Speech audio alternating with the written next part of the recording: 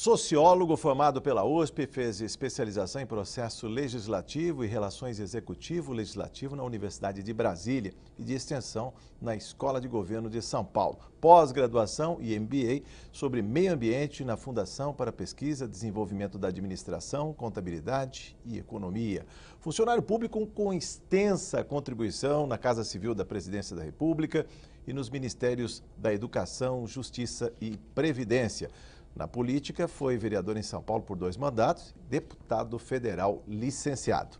Arena Livre tem o prazer em receber Floriano Pêssaro, secretário de Estado de Desenvolvimento Social. Vamos conhecer programas afetos à pasta, como esse aqui, o São Paulo Amigo do Idoso. Comigo na bancada, o deputado Orlando Bolsoni, do PSB, e a deputada Clélia Gomes, do PHS. Muito bem-vinda, deputada. Obrigada. Deputado Orlando Bolsoni, um prazer tê-lo aqui na bancada comigo. Muito bem-vindo mais uma vez aqui no estúdio da TV Assembleia SP. Eu agradeço a Assembleia Legislativa do Estado de São Paulo, a figura desses 2 grandes parlamentares. Em participação previamente gravada, o deputado Feliciano Filho, do PSC, e a deputada Márcia Lia, do PT. Secretário, o que falar do programa, da dimensão e da capilaridade da Secretaria de Desenvolvimento Social? Eu acho que o senhor tinha até que explicar o que vem a ser desenvolvimento social. O que é essa leitura? Como alcança o estado de São Paulo, esse estado com 43, quase 44 milhões de habitantes, 645 municípios. Seja bem-vindo. Obrigado mais uma vez. Primeiro dizer que é uma secretaria que atende muitas vezes aqueles que não foram atendidos nos seus direitos ou garantidos seus direitos em outras políticas públicas, como de habitação, de educação, de saúde. Então a assistência é uma secretaria que acaba trabalhando com os extremos, não é? A extrema pobreza, as crianças e adolescentes que estão em uma extrema situação de risco, de vulnerabilidade social, o idoso que está em situação de risco. Esse é o nosso foco. E a pessoa com deficiência, em que pese São Paulo é um dos poucos estados do Brasil, por decisão dos governadores José Serra e Geraldo Alckmin, que criaram a Secretaria de Mobilidade, a Secretaria da Pessoa com Deficiência, tão bem conduzida pela secretária Linamara Riso Batistella. A Secretaria de Assistência também tem o papel complementar de, através de convênios com entidades sociais e com prefeituras, executar programas na área da criança, do adolescente, da pessoa adulta, especialmente na geração de renda, e também do idoso Integrador, e da pessoa com deficiência. Integrador de ações e programas. É uma secretaria integradora de políticas públicas nas diversas áreas. Porque, como eu digo sempre, o deputado Bolsoni conhece bem, as pessoas não têm um único problema. Elas têm múltiplos problemas, especialmente quanto mais pobre, mais deficiência de renda tiver essa pessoa, maiores são as demandas que essa família tem, em geral. E por isso a Secretaria deve dar uma resposta que seja uma resposta completa. O que nós chamamos, a deputada Clélia também acompanha, de uma ação integral às necessidades da família. E como tratar, ampliar esse guarda-chuva de atendimento quando o país está economicamente deprimido, o desemprego está aí e as cidades têm observado os cofres encolherem, ou seja, as demandas aumentarem e ao mesmo tempo os recursos diminuírem. Nós estamos passando por uma situação gravíssima no Brasil. Em São Paulo é um pouco melhor, mas não deixa de ser uma situação grave do ponto de vista de arrecadação, de queda da arrecadação e de aumento da demanda.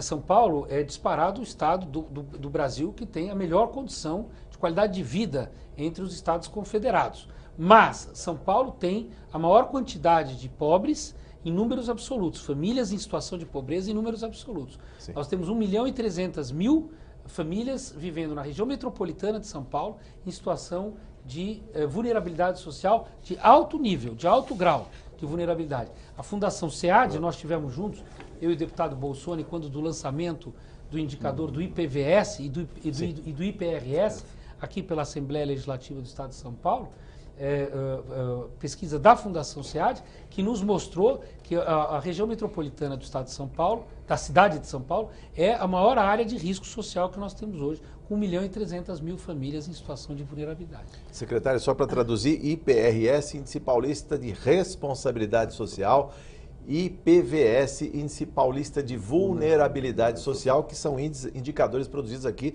pela Assembleia Legislativa, me perdoem, pela Assembleia Legislativa e a Fundação SEAD. Mas sobre esses números, aliás, o pior quadro que a gente pode falar de vulnerabilidade é quem está na rua, e essa reflexão a gente fazia antes da gravação do programa, deputada Clélia Gomes. Nós temos alguns dados aqui da FIPE, que nós temos um número de pessoas em situação de rua na cidade de São Paulo de 2000 a 2015. No ano de 2000, quando nós estávamos no começo dos planos, né, das mudanças. Aquele processo ainda de crescimento do país. De crescimento, o país não estava ainda totalmente desequilibrado. Nós tínhamos na rua, né, 5.013 pessoas na rua. Foram acolhidas nesse mesmo tempo mais 3.000. 3.000 acolhidos, 5.000 na rua, no total de 8.000. 8.000, isso em 2000. 8.000 em 2000. E aí nós temos em 2009 já um número de 13.000. Isso é um salto. E agora, 2015, nós temos um número de 15.905. Quase 16.000 pessoas. Nós temos praticamente o dobro de tudo isso. E aí, a pergunta que acho que não nos deixa calar, né? Se nós estávamos num país em ascensão, numa subida maravilhosa, né? Tínhamos pleno emprego, bombando, né? Bombando, tínhamos tudo. E hoje, passando por essa crise que o país vem passando, que todos os estados e cidades vêm passando, qual a probabilidade daqui para frente? Né? O que vai acontecer com esse povo? O aumento como vai ser? Se nós estávamos numa ascensão e ela continua subindo em dobro, agora imagina agora. O que vai acontecer? Duas coisas importantes que eu acho que a deputada Clélia está levantando e que vale a pena ressaltar. Primeiro, a quantidade de população em situação de rua vem crescendo no mundo inteiro, e no Brasil em particular. Então, São Paulo não é diferente de outras cidades, porque aí nós estamos falando da capital. Não é diferente de outras cidades, né, como Rio, Campinas, cidades do interior, São José do Rio Preto, né, a cidade do Bolsonaro, a gente tem visto aumento de população de rua. Mas é no mundo inteiro. Uma coisa que nós percebemos também é que, assim, no mundo inteiro, há a população em situação de rua em grandes cidades. Então, por exemplo, você vai a Los Angeles, você tem 17.000 moradores de rua. Você vai a Nova York, você tem 8.000 moradores de rua. Então, o fenômeno é um fenômeno universal, é um fenômeno que tem a ver com o modelo econômico, né, o nosso modelo econômico excludente, capitalista, né? que exclui. Ele não é, né, é uma outra discussão, mas ele exclui. Então, é preciso que os estados se organizem a partir da sua assistência para reincluí-los, porque esse é um processo contínuo. Quer dizer, continuamente você vai ter gente saindo do sistema e você tem que trazê-lo de volta para o sistema. Nós temos dois componentes novos da contemporaneidade nossa, ou seja, da modernidade nossa, que nós não estávamos preparados. Nós, que eu digo, é São Paulo, Estado, Brasil, mundo, que é a questão da saúde mental e a questão da drogadição. Que são componentes relativamente novos para nós. Primeiro, nós fizemos uma política, uma mudança de política de saúde mental no Brasil a partir do ministro José Serra, que foi a lei antimanicomial, em 1999. A partir daí, o que aconteceu? A grande maioria dos manicômios no Brasil tiveram suas atividades encerradas. E a continuidade disso eram residências terapêuticas, hospitais-dia. Que hoje não tem, que não CAPs, acontece. Que não tem. Ou seja, nós temos uma rede enorme de comunidades terapêuticas que a saúde não reconhece ainda. Mas nós reconhecemos através do nosso programa Recomeço. Nós temos 1.500 vagas de programas no Recomeço de comunidades terapêuticas. Nós temos uma rede hospitalar de atenção dia, o BS e CAPs AD, álcool e drogas. Temos o nosso centro de referência, que é o Cratode, ali na região da Luz, a senhora conhece bem, que é um centro de atendimento. Mas não temos, por exemplo, as repúblicas terapêuticas, as residências terapêuticas, ou seja, o lugar que essa pessoa poderia morar. Então, politicamente, está faltando algumas coisas. Uma consequência, ou uma sequência da política pública. Nós temos uma grande parte dos moradores de rua, e dou um número aqui, 70%, isso é uma pesquisa do Instituto de Psiquiatria da Universidade de São Paulo, 70% dos moradores em situação de rua têm transtornos mentais. Então, ou foram agravados por álcool e drogas, né? E são agravados. São agravados todos por álcool e droga. Né? O álcool era uma droga já conhecida. E é importante lembrar que o álcool é uma droga lícita. É uma droga lícita. O álcool já era uma droga lícita conhecida. O que acontece é que há um outro componente, que é a entrada do crack. E o crack, de fato, é uma droga para nós ainda muito desconhecida e que faz um estrago enorme, porque se alastra numa velocidade enorme, o valor da pedra, baixo. o valor da droga é muito pequeno, então isso contribuiu para que muitos, e hoje a gente registra muitos casos de classe média, pessoas que eram da classe média, que estudaram, que entraram na drogadição, acabaram no crack e vão acabar na rua. A família tem dinheiro, os pais têm dinheiro, mas a pessoa acaba na rua. Então, são problemas que como a senhora pode perceber, são diversos, né?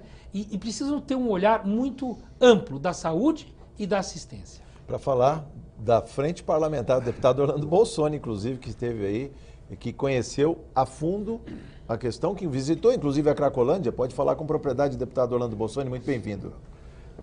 Primeiro agradecer a presença do deputado Floriano, secretário, e a época quando ele assumiu, eu fui visitá-lo e tive a oportunidade, inclusive, deputada Clélia, de falar, o próprio governador, que ele havia escolhido a pessoa certa, para o lugar certo e no momento do país certo também, um momento de muitas dificuldades. A gente antevia essas transformações econômicas que estão ocorrendo e como o secretário enfatizou bem, a deputada Clélia também, que acontece a questão econômica, a crise econômica leva necessariamente a crise social. E um dos temas que nós levamos há 5 anos atrás, deputada Clélia e secretário Floriano Pesa, o crack chegava pouco às cidades pequenas do interior. E nós fizemos uma pesquisa e se constatou que, inclusive, nas pequenas, todos os municípios, nós constatamos que já tinha caso do crack. Como que eu acredito que a estratégia do cartão Recomeço, a política, a integração que a Secretaria faz de desenvolvimento social com as demais, caminha bem. Agora, tem uma fase final, que é a fase do encaminhamento para emprego, ou para ocupação, para a pessoa não reincidir. Vem sendo feito alguma coisa nesse sentido? Olha, é difícil, vem sendo feito, e é difícil. Por quê? Porque nós conseguimos acompanhar o egresso do recomeço, ou seja, o sujeito que passou, em média, de 4 a 6 meses, a média é 4, até 6 meses no recomeço, em tratamento em clínicas terapêuticas ou em internação hospitalar. Sim. A internação hospitalar ela é de curto prazo. Correto. Curto prazo. Ou ela é dia para desintoxicação, ou ela pode se estender até no máximo um mês, né, em leitos hospitalares. Para desintoxicação. Mas o cuidado posterior é a chave do sucesso do programa. Então o que a gente faz? A gente referencia esse sujeito de direito, ou seja, essa pessoa que está numa situação de drogadição, a gente referencia, primeiro, num CAPS, num Centro de Atendimento Psicossocial, Álcool e Drogas, um CAPS-AD, da sua cidade, da cidade de origem dele, que nem sempre é onde ele foi encontrado. Bom, e referencia o mesmo sujeito num Centro de Referência da Assistência Social, um CRAS. Né? O Brasil virou o país das siglas. Até o nosso telespectador se acostumar com as siglas. Então, CAPS... Quem precisa conhece, secretário. É verdade. CAPS é da saúde, CRAS é da assistência. Então, a gente pega o mesmo sujeito e referencia nos dois. O que é referenciar nos dois? Registra nos dois. O serviço médico ambulatorial do CAPS e o serviço de assistência social, as assistentes sociais, passam a acompanhar esse sujeito. Quando ele sai do recomeço, a obrigação do serviço social é acompanhá-lo junto à sua família ou junto à sua comunidade. Nem sempre ele volta para a família de origem ou a família biológica, mas volta para alguém que vai acolhê-lo. Um tio, um avô, um irmão, um amigo. Não é? Então, esse caminho de volta para conseguir um emprego, não é? Para acompanhar pelo menos mais 2, 3, 4 meses, é o nosso grande desafio hoje. Nós fazemos. Mas a medição que a gente faz, ainda há muita falha nesse processo. Porque então, é muito curta? É curta, 3, 4 meses é curto, é custoso, é muito caro. Porque é como se fosse um agente da saúde da família. Entendi. Você tem que ter um agente para cada X número de pessoas. Hoje, a gente trabalha, em média, um agente da assistência social para 1000 famílias. Então, é difícil, né? Quer dizer, 1000 famílias, no caso da drogadição, seriam 1000 ex-dependentes. Então, no fundo, o que nós precisamos para melhorar esse... A estratégia é boa, nós precisamos de mais gente. Mas como é que um Quer problema... dizer, se não tiver mais Claro. servidores, perdão, só para... Pois não. Se não tiver mais servidores, sejam eles públicos, sejam eles conveniados com entidades sociais, para acompanhar essa quantidade de pessoas, nós não damos conta. Como que um problema como esse, né, deputada, irradia para saúde pública, para segurança pública, porque essas pessoas estão em situação de vulnerabilidade. E eu provoco, porque conversava antes com a deputada Clélia Gomes, sobre a sobreposição de programas, né? Tem programa municipal, tem programa estadual, tem o Braços Abertos aqui, né, em São Paulo, e o Mas cartão agora vai Recomeço. juntar. É isso que a gente... Por favor, ela estava É ansiosa para perguntar. O que acontece? Nós temos entidades, temos vários lugares que possam estar abraçando, ajudando, na verdade, Sim. o governo para tudo isso. O deputado Né? Orlando Bolsonaro conheceu o Frei Hans. Frei Hans. É, entidade, só que ela tem o viés religioso e aí tem dificuldade de estabelecer convênios. O problema do viés religioso, por exemplo, ninguém quer abrir uma casa para cuidar de pessoas com problema de drogas. A maioria das pessoas que abrem são realmente essas entidades religiosas. Elas que estão preocupadas, na verdade, com as famílias, porque são praticamente, essas são de comunidades.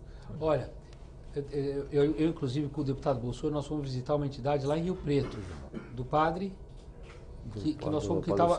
que estava abrigando, no caso os sírios, os refugiados. Né? Eu quero dizer a vocês o seguinte, eu estou nessa área da assistência social há quase 15 anos e sou servidor público há 21. Não há nenhuma restrição em relação a questões religiosas, nenhuma restrição e de nenhuma natureza.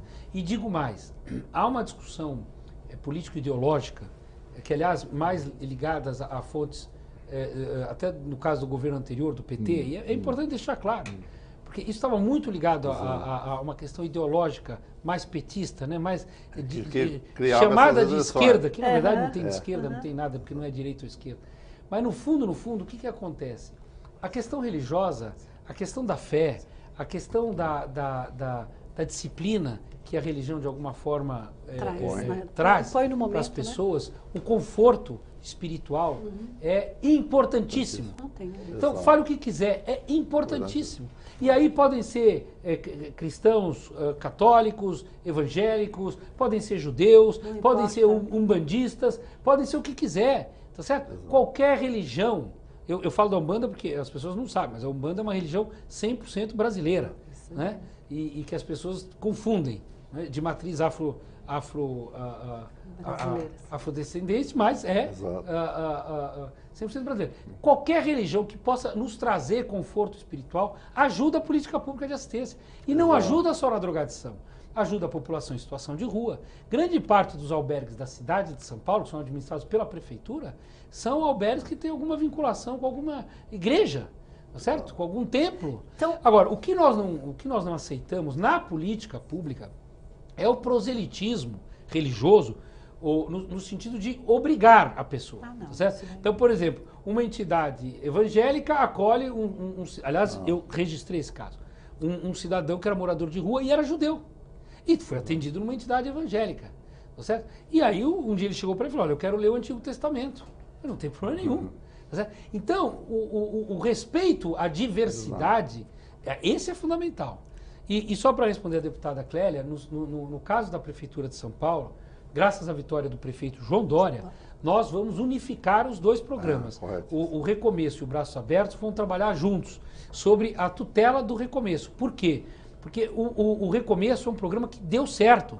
O Recomeço é um programa de alta e média complexidade que atende uma rede enorme no estado de São Paulo. O nosso hospital de referência está em Botucatu. Né? Quero aqui cumprimentar o deputado Fernando Cury pelo trabalho que faz na região.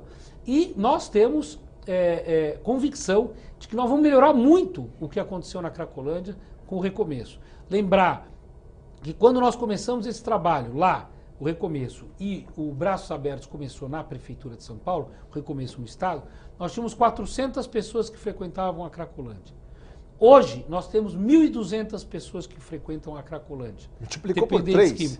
O Braços Abertos, que é o programa do município, que as pessoas ficam falando sem conhecer, multiplicou por 3 o número de dependentes químicos lá. E fez com que o preço do crack, da droga, multiplicasse por 2. Foi de 5 para 10 reais o preço da pedra, dada a política equivocada que a Prefeitura de São Paulo teve naquela região. E falo isso como secretário de Estado porque acompanhei a política de perto, sei aonde foram cometidos os erros e alertamos diversas vezes o Poder Público Municipal. Para fechar esse capítulo ainda, a pergunta da deputada Márcia Lia, do PT. Vamos ouvi-la.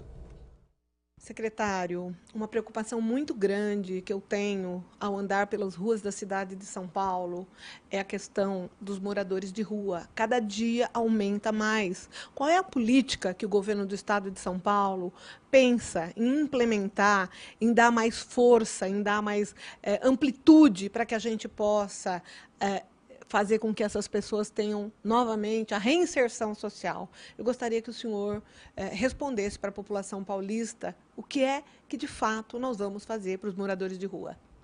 Bom, obrigado à deputada Márcia Lia. E lembrar o seguinte, esse é um assunto de âmbito municipal. A população em situação de rua vive no município, aliás, no chão do município. Então, o Estado não pode intervir na ação local. A política pública, deputada Márcia, está municipalizada. O que o governo do estado faz é repassar dinheiro. Esse ano nós passamos para a Prefeitura de São Paulo 8 milhões de reais, 2016. 8 milhões de reais só para a Prefeitura de São Paulo, somente para a população em situação de rua, deputada Clélia. Somente para a população em situação de rua.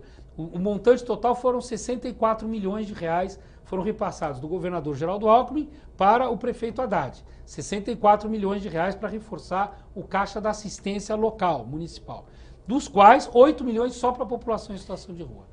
E que hoje a população, a outra população, né, que não é a de rua, ela não consegue enxergar o que está sendo feito. A gente se sente, você andando pelas ruas de São Paulo, você se sente... Vê uma praça que parece um campamento de cigano, uma coisa... Parece, não é um acampamento de cigano, você não tem mais praça. Na cidade de São Paulo não existe mais praça. Mas a senhora sabe, que a senhora acompanha muito São Paulo, capital, isso foi uma política. Né? Num determinado momento se falou até de distribuição e se distribuiu. Não a prefeitura, mas entidades sociais conveniadas, lonas, barracas. Sim. Agora, a política pública decente, correta, é retirar da rua. Que é a esmola, né? Você não pode ficar o tempo todo... retroalimentando aquela situação. É uma alimentação. As pessoas têm que aprender que quanto mais você dá para essas pessoas... o maior será o número delas no meio da rua. Tem que fixadas ali. Muito. O deputado Bolsonaro sabe disso, mas tem que ter contrapartida. Qualquer política pública... Olha, gente, nós vivemos uma sociedade de direitos e deveres. Não tenho dúvida. Eu vivo repetindo isso. Nós temos nossos direitos. O povo cobra direitos, mas tem deveres. Tem deveres. A educação, por exemplo, é um dever. É obrigatório no Brasil a criança estudar. Então, na história de direitos e deveres, quando você dá a oportunidade de uma pessoa que está em situação de rua sair da rua, ela vai ter também os seus deveres. Não tem. Porque senão não funciona.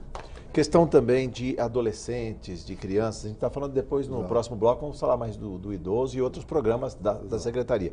Mas por que também tanta criança na rua, tanto adolescente, muitos até refém do tráfico?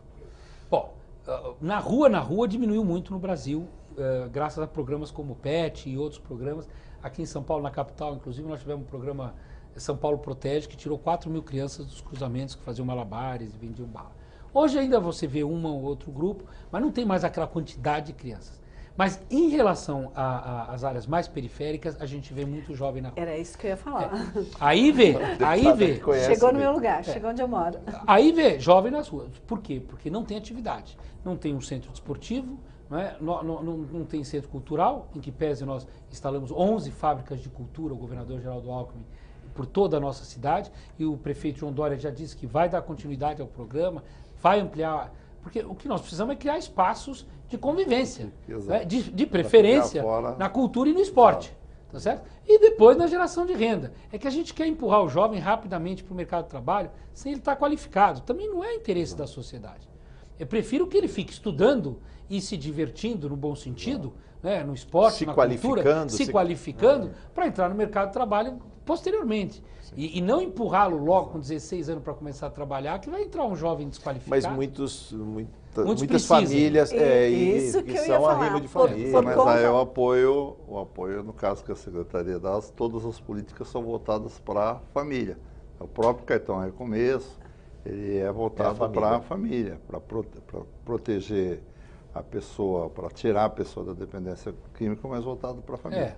Deputada. Então, mas aí, eu como sou de periferia, eu digo que eu vejo na minha periferia o aumento maior das crianças na rua.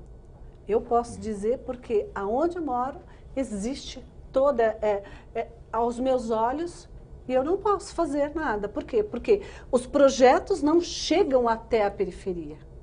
Os projetos não chegam. Qual que é o bairro? Eu moro no Jardim Brasil. Eu moro especificamente Zona Norte de São Paulo, aonde nós temos um problema muito grande de espaço para colocar essas crianças. E lá tem área de reserva? Na Zona Norte... Não. É mais para o oeste, né? Zona Norte, Cachoeirinha, tem uma fábrica da cultura. Tem, na Cachoeirinha também tem, no Jaçanã, mas... A do Jaçanã é a mais perto. Isso, é a mais próxima. Só que também no Jaçanã existe bairros enormes com muitas crianças. Vamos falar mais. A deputada tem toda a razão. Faltam espaços de convivência, especialmente na periferia. Essa é o ponto. E por que falta na periferia? Não é assim, vou investir no centro e não na periferia. É porque na periferia tem mais dificuldade de regularização, o problema de regularização fundiária, e muitas vezes você não acha espaço. Sim. Hoje, para fazer um equipamento como a Fábrica de Cultura do Jaçanã, ou mesmo o SIC, você precisa desapropriar centenas de casas, de famílias, para poder criar um espaço. Especialmente quando a comunidade é muito fechada. Vamos falar mais sobre isso no próximo bloco do Arena Livre, que volta em instantes.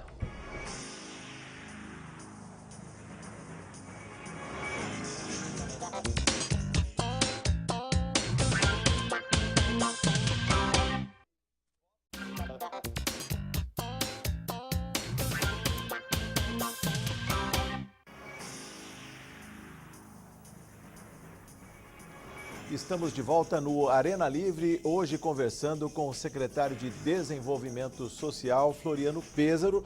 Neste segundo bloco vamos falar de outros programas da secretaria, mas do primeiro bloco ainda faltou amarrar uma consideração aqui, deputada Clélia Gomes. O povo, ele cobra muito a burocracia que tem para esses projetos, para trazer para suas casas, para trazer... para suas ONGs. Convênios, né? Os convênios, é muita burocracia. Cada vez que se vai é um documento, cada vez que se volta é outro documento e é uma coisa sem fim. Assim, o que a gente pode estar amenizando, estar melhorando tudo isso? Olha, primeiro eu acho realmente que é muita burocracia e não só é muita burocracia, como é ineficiente. Porque se você dissesse, não, eu tenho uma burocracia que me ajuda a evitar desvio de dinheiro. Então tá ótimo. Não é verdade. Não, eu tenho uma burocracia que ajuda a melhorar o serviço. Não é verdade.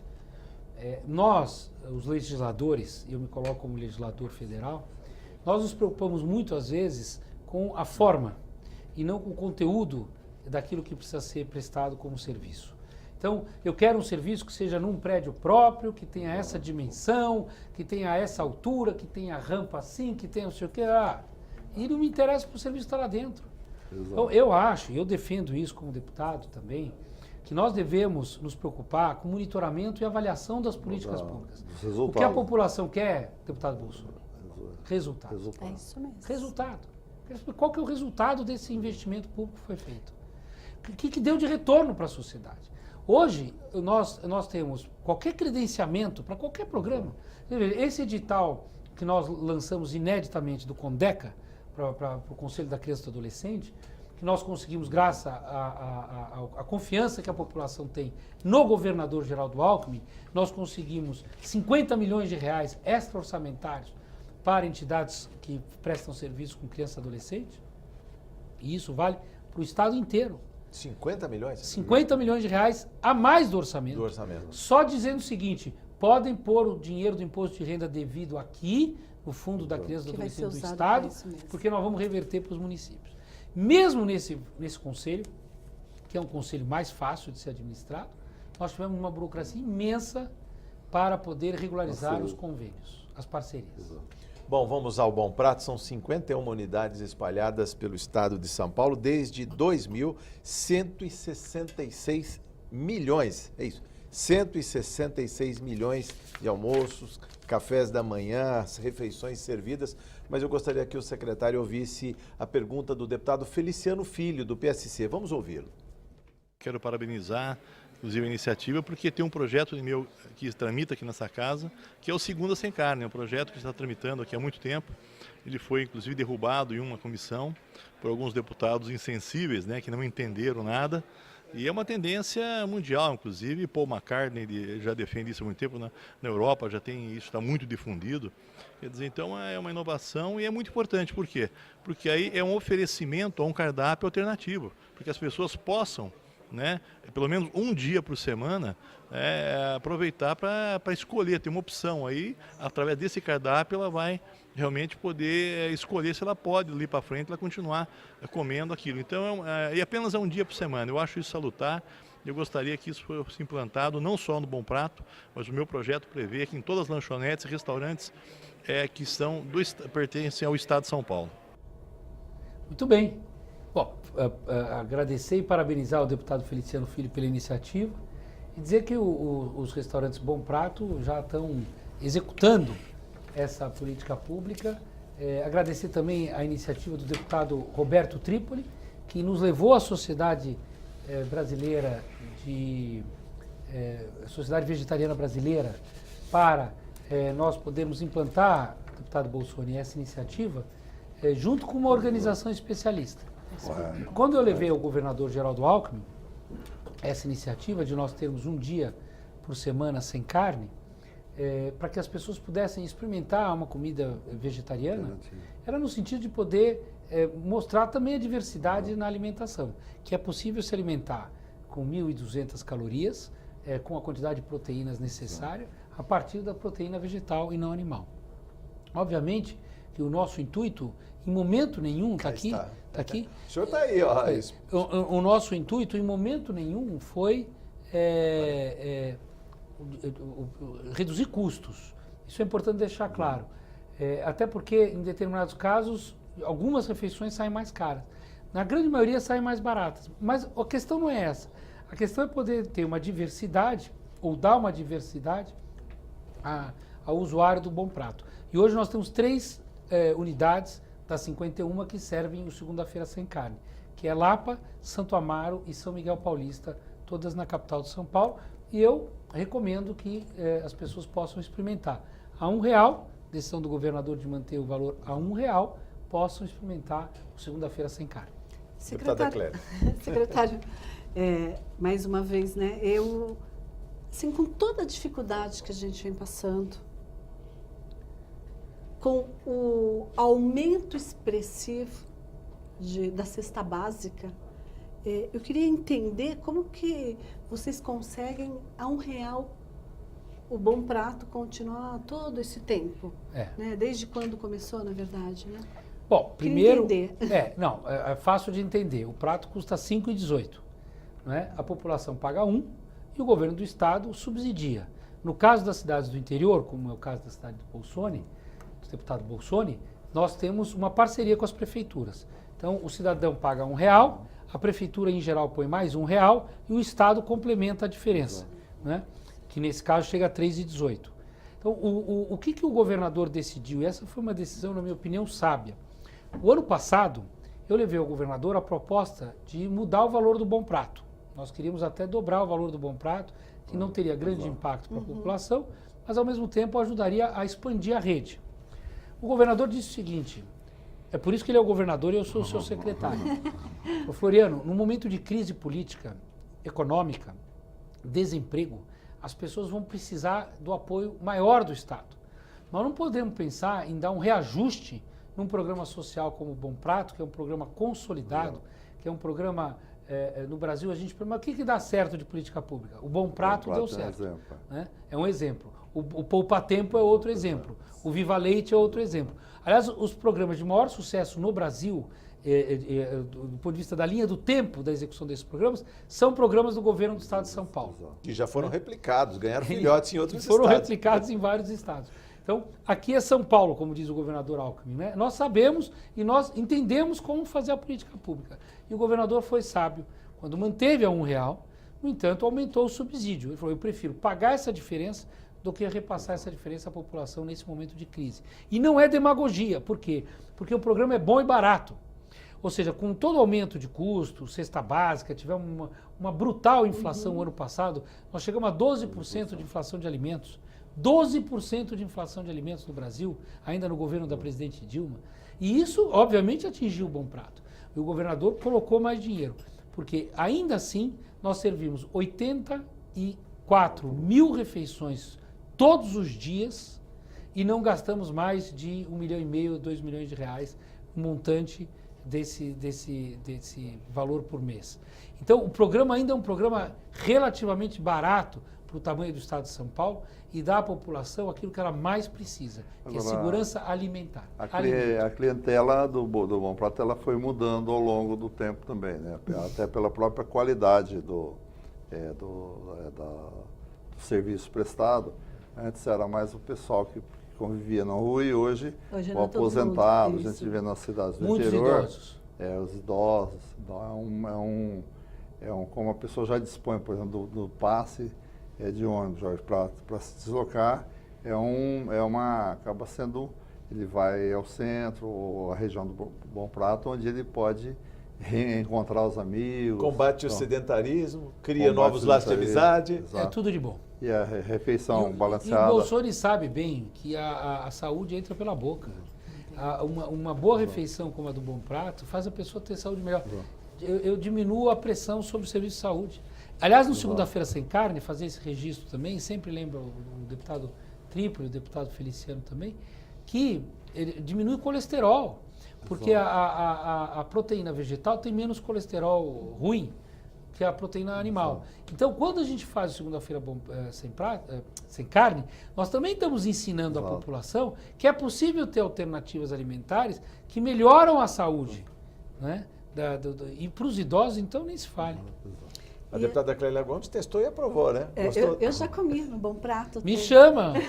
Vamos juntos! E a gente tem, assim, mais Bom Pratos para ter no estado de São Paulo? Temos. Até o final do... Eu tenho uma felicidade imensa. Momento de crise econômica, 2015, um ano péssimo. 2016, um ano pior. Né? Todo mundo, final de ano passado, não, o ano que vem vai ser melhor. Foi pior. 2016 foi o ano talvez mais difícil de todos os últimos anos da nossa história recente. Então, esperamos que 2017 seja melhor. Mas mesmo assim, nós inauguramos 5 Bom Pratos em 2 anos. E eu tive realmente a felicidade de inaugurar Botucatu, unidade em Santos, unidade, agora está me fugindo, Botucatu, Santos, Limeira, mais um na capital. Esse aqui é novo também? E mais um no interior. Ou esse é o que fez 14 anos aí? Não, esse é o que fez 14 anos, esse é em Santana. Esse já foi, esse é perto de casa. Então, nós tivemos essa oportunidade e o ano que vem o governador já autorizou mais 2 restaurantes Bom Pratos novos. Um em Barretos, prefeito Guilherme, e outro aqui em Taboão da Serra, prefeito Fernando Fernandes. Então, junto com o prefeito Fernando Fernandes e junto com o prefeito Fernando Fernandes, marido da deputada Analice Fernandes, uma querida também, agradecer o apoio da deputada Analice Fernandes, do Bom Prato de Taboão da Serra, parabenizar a deputada Analice Fernandes e o prefeito Fernando Fernandes. E agradecer também ao Guilherme, prefeito de Barretos, e ao Bolsoni, que também nos ajudou a levar o Bom Prato para Barretos. Outros programas, vamos falar do Viva Leite?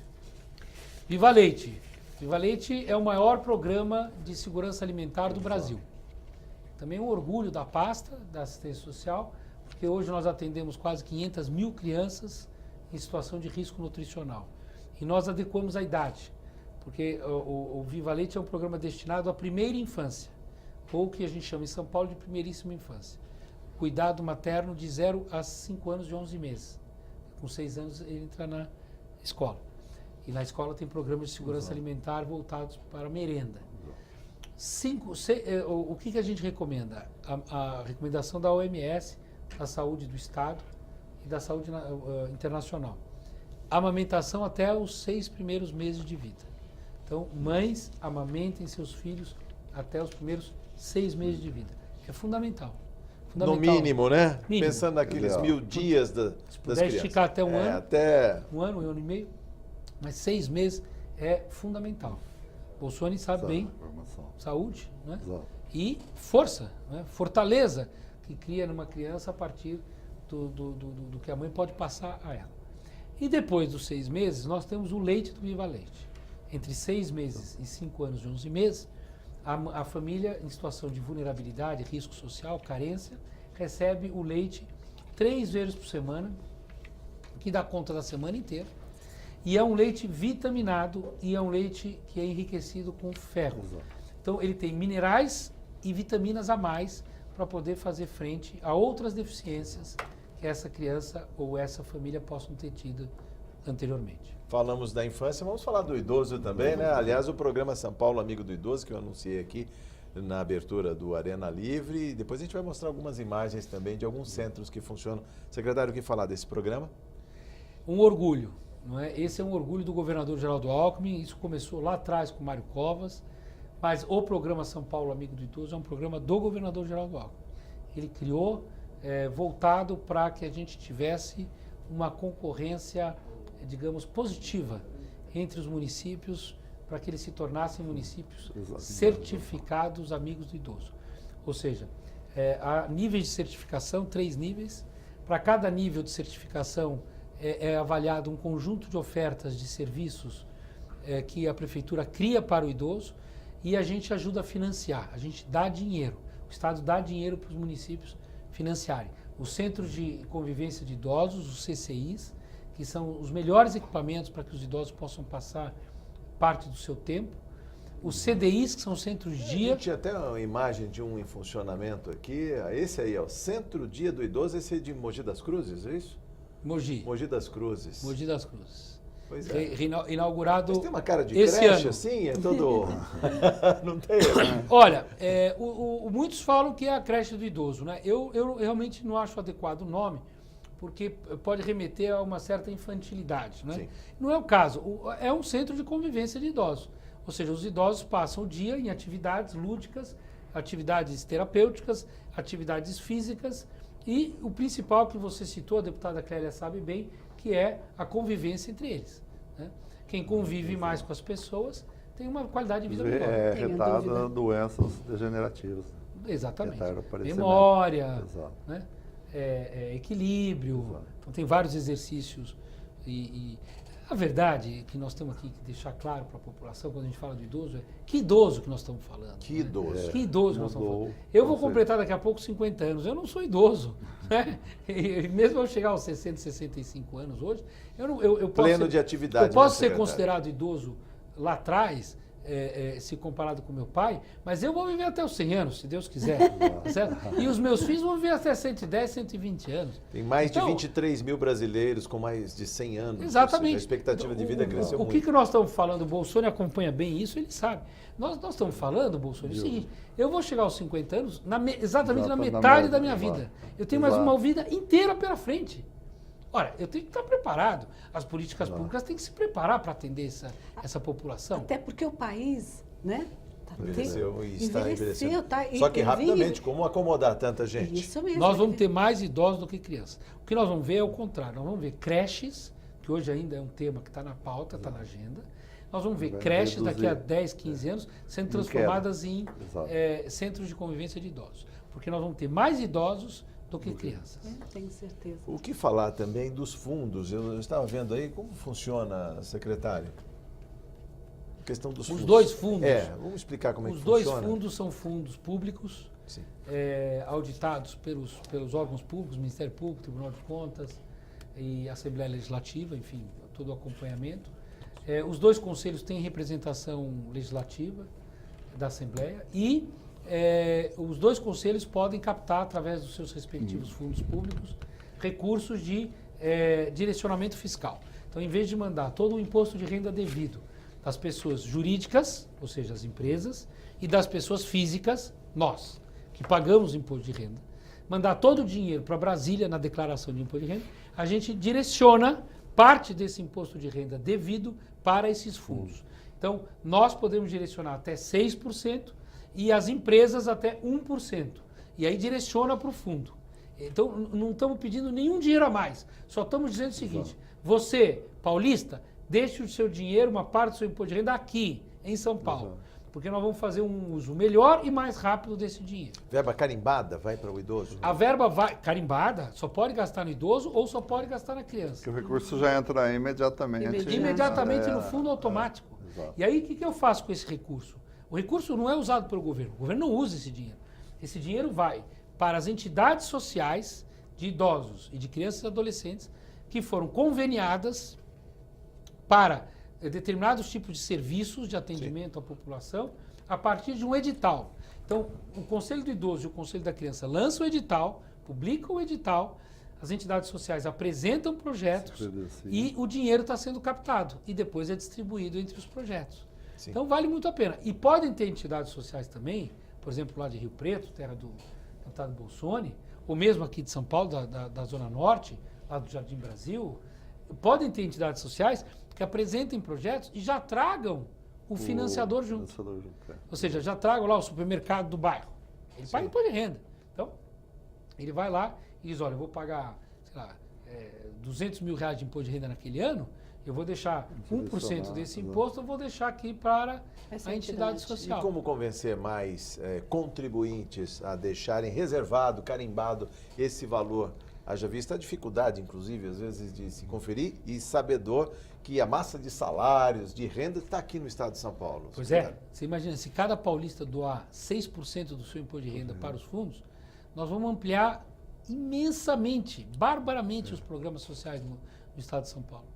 É preciso convencer as pessoas, é preciso informá-las. Por isso que, inclusive, nós estamos aqui hoje com esta pauta. Porque é preciso campanha, difundir, disseminar a informação. Eu conto com os meus amigos parlamentares, que são excepcionais parlamentares do campo social, deputado Bolsoni, deputada Clélia, e conto também com o telespectador para que divulgue essa informação. CONDECA, que é o Conselho Estadual de Direitos da Criança e do Adolescente, ou o Fundo do Idoso, o Conselho Estadual do Idoso. Até o último dia útil do mês de dezembro. Até o dia 31 de dezembro. Exato. É o dia útil, né? Acho Tem que razão. é dia útil, acho que é 28. É 28 né? de dezembro, fazer a contribuição. No caso da criança e do adolescente, pode, além de fazer essa contribuição, até abril do ano que vem, ainda pode fazer mais 3%, baseado no orçamento, no imposto de renda de 2017. Sim, outros programas exitosos e que também têm muita atenção. Eu me lembro, deputado Orlando Bolsoni, por conta das audiências públicas, muitos pedidos. A questão do Vila Dignidade, está funcionando? Muito bem. Muito bem. O Vila Dignidade é um programa premiadíssimo. Explica primeiro para o nosso telespectador o que vem a ser. Vila Dignidade foi uma iniciativa da Assembleia, junto com o governo do Estado de São Paulo, também por liderança do governador Geraldo Alckmin, que nós criássemos espaços a partir de habitações do CDHU destinados à terceira idade. Isso começou aqui em São Paulo, inclusive a primeira discussão, lá no empreendimento da CDHU do Brás, de criar lá um espaço para os idosos. Depois, todos customizado, ou seja, apartamentos, plantas térreas, no começo não desenho era. universal. No começo não era. Não, desenho universal sim, mas no começo não era algo customizado. Ele foi sendo adaptado. De repente, o governador viu que era possível, dentro dos empreendimentos do CDHU, criar vilas, chamadas Vilas de Dignidade, que são casas térreas, totalmente adaptadas, onde aquele idoso carente, que não tem onde morar, ou muitas vezes foi rejeitado pela família, ou seja, está numa situação de risco social, é acompanhado pelo serviço social local, ele passa a ter uma residência. É uma residência que não é dele. Isso que é interessante. Continua sendo do Estado. Sim. Mas ele mora lá até o final da vida dele. Ele cria lá, como é uma vila, ele cria uma relação com 18, 20, 22 idosos que moram lá junto com ele. Então eu já vi, por exemplo, almoço de domingo, um idoso convidar os outros para almoçar na casa dele. Né? Já vi coisas, trocas de relacionamento. E criam também no entorno, na própria comunidade. Cria né? no entorno, porque todo mundo sabe que ali tem uma vila de dignidade, não é um asilo, é uma vila de dignidade. E lá tem um pequeno centro de convivência, que é sensacional. Eles fazem baile, eles dão palestra, eles chamam gente para falar, eles assistem cinema juntos. Né? Eu fui num centro de convivência de Tupã, que é um centro uma vila de dignidade de Tupã, que tinha um centro de convivência, eles tinham conseguido uma televisão por doação e passavam filmes lá, né? um DVD, e passavam filmes para que todos os idosos pudessem assistir. Então, é um programa muito exitoso, muito importante do governo do Estado de São Paulo e continua a pleno vapor. É uma parceria da Secretaria de Estado do Desenvolvimento Social com a Secretaria da Habitação. Nós temos quantas vilas dessa no estado Hoje de são São Paulo? 32 vilas. 32. Nem todas estão prontas, acho que, se não me engano, nós temos 18 que foram inauguradas e as demais estão em construção. O projeto ainda está em execução, né? Segundo o investimento total, Vila Dignidade, 92 milhões de reais. Isso. Temos só 5 minutos para o encerramento da nossa conversa. Eu queria que o senhor fizesse brevemente uma consideração sobre outros programas. Um deles é uma chaga planetária, a gente pode falar da questão dos refugiados, migrantes. Como é que está, secretário? Bom, aliás, tive a oportunidade de ir com o deputado Bolsoni para Rio Preto conhecer um trabalho muito bom do Padre Oscar, né? Como os sírios, né? Como ele chama? Os refugiados, não. Os sírios. Não, Os refugiados sírios. Refugiados sírios. Que foram acolhidos. Aliás, muitos sírios foram para a região de Rio Preto. Né? Sim. Não, e lá, inclusive, hoje, a evolução, o secretário esteve, incentivou, ajudou e evoluiu no sentido de que a comunidade foi orientada a produzir a culinária síria para vender. Então, eles têm uma fonte, eles têm uma fonte de renda, eles estão integrados lá. Aliás, os sírios foram dos refugiados todos, essa é uma chaga mundial, e São Paulo está passando por um problema grave, porque, obviamente, todo mundo quer vir para São Paulo. Por que será, né? Haitianos, nigerianos... Todos querem vir para São Paulo. Depois ainda falam do governo de São Paulo, né? Porque São Paulo é o estado mais bem governado do Brasil, é por isso que todos querem vir para São Paulo. Porque aqui tem tudo, e funciona. E nós temos uma casa de passagem, que fica ali na região central de São Paulo, chama no Glicério, chama a Casa Terra Nova, e é um centro espetacular, porque é uma casa de passagem de famílias. A gente abriga famílias inteiras nessa casa de passagem. E parte dessas famílias depois são alocadas em outros locais, já com emprego, já com documentação, que é algo federal, mas a gente vai atrás até conseguir, e moradia. Além da língua, porque na Casa de Passagem Terra Nova também nós temos professores ex-imigrantes que falam francês, inglês, espanhol e árabe, né, especialmente. É importante ressaltar, no caso de Rio Preto, que além da Igreja Católica, as outras comunidades também se interessaram. Então, a Igreja Batista faz o trabalho assemelhado e os espíritas. Então, houve uma integração dessa comunidade. Mas reforça mais uma vez a importância das igrejas no processo de desenvolvimento social. Eu, Floriano Pêsaro, não tenho nenhum problema com isso. Secretário, uma hora é pouco para a ação da Secretaria. Não falamos do Ação Jovem, Renda Cidadã, São Paulo Voluntário, mas eu preciso passar a consideração final dos deputados e depois no encerramento sua fala. Primeiro, uma honra, o deputado Floriano e nosso secretário Floriano Pêsaro, eu sempre falo, ele faz um trabalho brilhante, ele teve participação, inclusive, na construção das políticas públicas voltadas para a educação, o governo federal, quando o governo Fernando Henrique, e a certeza que o senhor vai ter, inclusive, grandes responsabilidades de futuro, não tenha dúvida, porque o seu trabalho o credencia isso. Muito obrigado. Deputada Clélia Gomes. Eu venho encontrando Floriano ao longo das minhas viagens aí, né, na cidade de São Paulo, e tenho que dizer que é muito bom o seu trabalho. Eu, como uma deputada de primeiro mandato, tenho que me espelhar, né, no seu trabalho e no trabalho de todos que possam realmente estar trabalhando para o povo. Isso, para mim, é uma coisa muito importante. E desejo a você toda a sorte do mundo. Muito obrigado. Aí. Bom, em 1 minuto de considerações finais. Primeiro dizer da simpatia da deputada Clélia, que pede ser deputada de primeiro mandato, já é uma deputada revelação da Assembleia Legislativa do Estado de São Paulo. Falo isso como secretário de Estado. Né? Tenho visto o trabalho da deputada por todo lugar, não é só na capital. Encontramos recentemente na região do Vale do Paraíba, em Campos Jordão. A deputada tem um trabalho imenso e quero parabenizá-la também pela eleição do seu filho, vereador da capital de São Paulo. Não é fácil ser vereador em São Paulo, não é fácil se eleger, e o filho foi muito bem votado, o que prova o reconhecimento do seu eleitorado com o trabalho que a deputada vem fazendo. Obrigada. E ao meu amigo deputado Bolsoni, que eu tenho profundo respeito e admiração, um dos deputados mais sérios que eu conheço, mais dedicados, um grande trabalhador, deputado Bolsoni. Muito obrigado pelas suas palavras, pela sua consideração. Muito obrigado a você, a bancada, a direção da TV Assembleia.